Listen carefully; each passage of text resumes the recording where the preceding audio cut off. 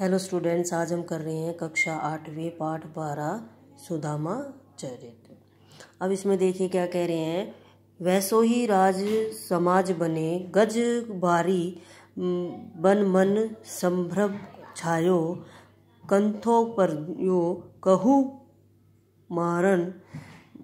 मारन भूली, की फेरी के मैं अब द्वारका आयो, भोन बिलाकियू को मन लोचत, अब सोचत ही सब गायो, गाँव मुरझायो, पूछत पाड़े फिरे सब सो, पर झोपड़ी को कहूँ खोज न पायो।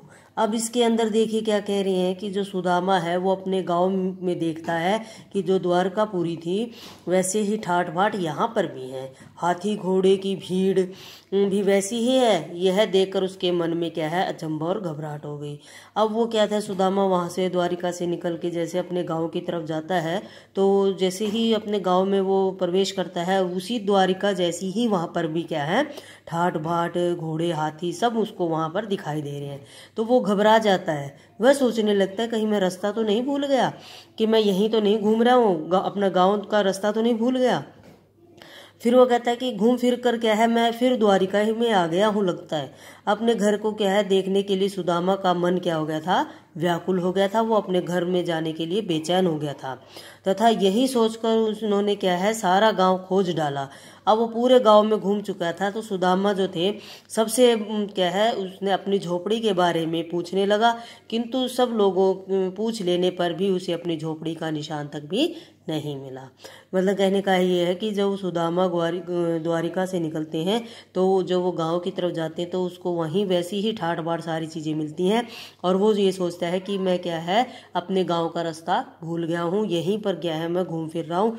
जब वो किसी से अपने घर का पता पूछता है तो उसको क्या है वहाँ पर कोई भी झोपड़ी का कैसा भी कोई निशान नहीं मिलता है।